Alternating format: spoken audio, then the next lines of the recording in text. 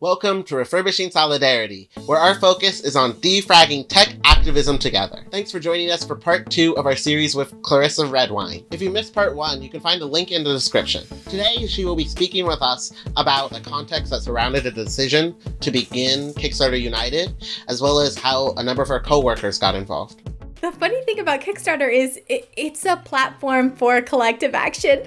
You know, it's a platform to help people come together and make something in the world that they couldn't have done on their own, you had a big group of people who really believed in that concept. So that was really helpful in setting the stage.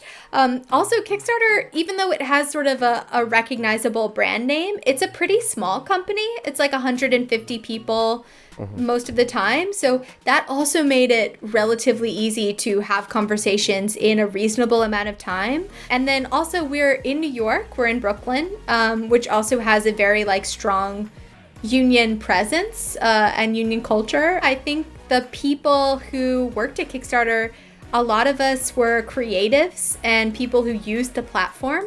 So I think there was this love of the platform that some people may not have at their tech companies. You can identify with the company, but to also be a user and a community member of that company's product is, I think, something that helped people really fight for Kickstarter and fight for the community. Yeah. So that also brings another thing to mind, which is that a lot of people, when they think about, unionizing or fighting back against management, they tend to often think that, it's a lot easier to do this when you hate your job. When you hate, who you're working for, you have no connection to the mission, it's just a paycheck for you. But, as you said, these are a bunch of creatives who are really passionate about what it is that Kickstarter does. You're afraid of losing a job that you love.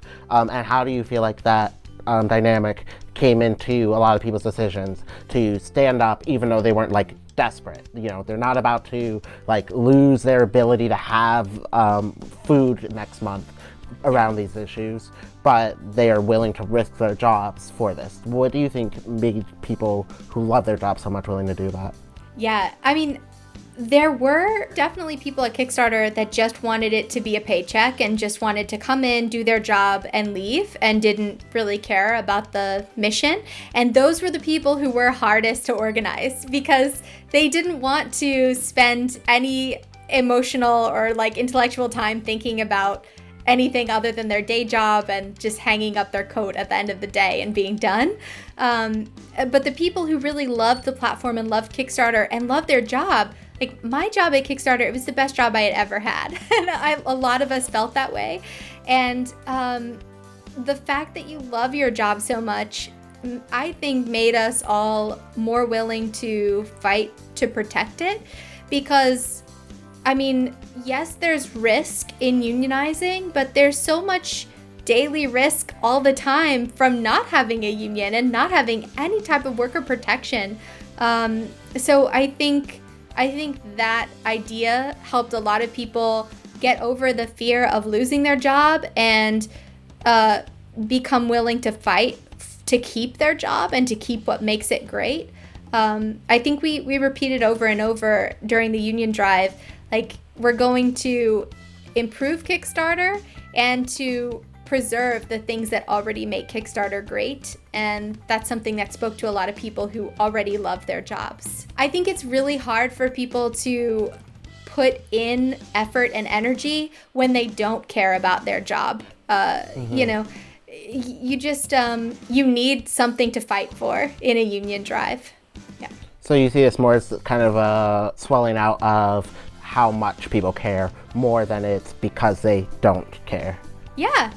At Kickstarter, it was that way.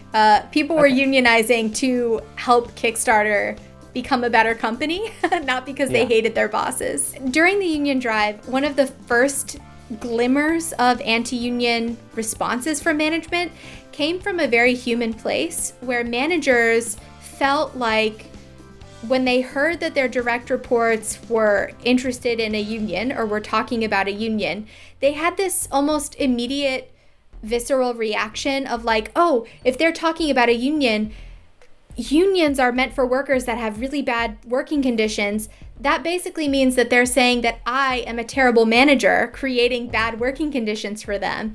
And that really hurts my feelings. Like, I feel like that's where managers initially came from when they were anti-union, was feeling this like pain at the thought that their direct reports could not like them.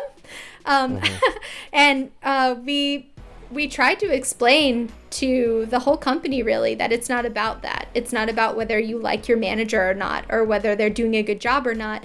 It's about having the power to have a seat at the table and to have a voice in how the company is built. So that book with the Nazis was definitely a big pivotal moment of clash between the workers and management. Do you feel like it was the first one that you saw as being a clash? Or do you feel like there was kind of growing sentiment divide? Yeah, it was certainly not the first, and it was not the last. The Always Punch Nazis was not the only moment in the story of, cultivating union interest. There were a lot of product decisions that were made that people didn't agree with.